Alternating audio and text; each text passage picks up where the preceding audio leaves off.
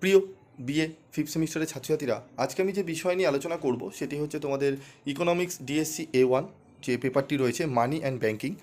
এই পেপার থেকে আমি আজকে তোমাদের লাস্ট মিনিটের 2 মার্কসের কোশ্চেন এবং অ্যান্সার নিয়ে আলোচনা করব এবং তোমাদের পিডিএফ নোটস আমি গ্রুপে তোমাদের কী করে পাবে সেটি গ্রুপে তোমরা কিভাবে ডাউনলোড করতে পারবে এবং কোন গ্রুপে তোমরা পাবে সেগুলো নিয়ে আলোচনা করব। তো ভিডিওটি ভালো করে মনোযোগ সহকারে আগে শোনো, কারণ গ্রুপে চলে যেও না, কীভাবে পিডিএফ পাবে সেটি ভালো করে শুনতে হবে, ঠিক আছে? আমি বেশিক্ষণ সময় নেব না, একটু মনোযোগ সহকারে শোনো। ক্লাসটা শুনলেও তোমরা কিন্তু অনেক কিছু আমি মাঝখানে আলোচনা করে বলবো কীভাবে পড়বে। তো দেখো, প্রথমে প্রশ্ন রয়েছে আমানত গুণক বলতে কী বোঝায়, ঠিক আছে?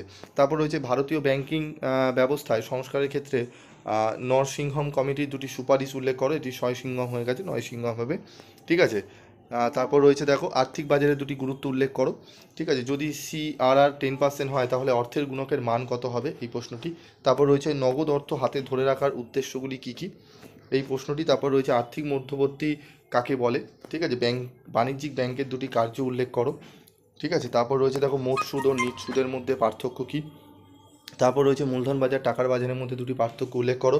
ভারতীয় টাকার বাজারের দুটি ত্রুটি উল্লেখ করো। তারপর রয়েছে ভারতের দুটি রাষ্ট্রায়ত্ত ব্যাংকের নাম উল্লেখ করো। আর্থিক ব্যবস্থা কী, সেবির সম্পূর্ণ নাম কি, security and exchange board of India.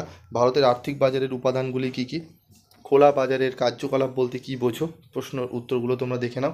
তো এই যে 15টি প্রশ্ন আমি গুরুত্বপূর্ণ প্রশ্ন এবং উত্তর নিয়ে আলোচনা করলাম, এর সম্পূর্ণ তোমরা পিডিএফ নোটস তোমরা গ্রুপে পেয়ে যাবে। যারা গ্রুপে রয়েছো সেখান থেকে তোমরা কালেক্ট করে নেবে, এবং যারা নতুন গ্রুপে জয়েন হবে, তারা জয়েন হতে চাও, তারা কমেন্ট বক্সে লিখে জানিও, আমি তোমাদের গ্রুপে জয়েন করে নেওয়ার ব্যবস্থা করছি।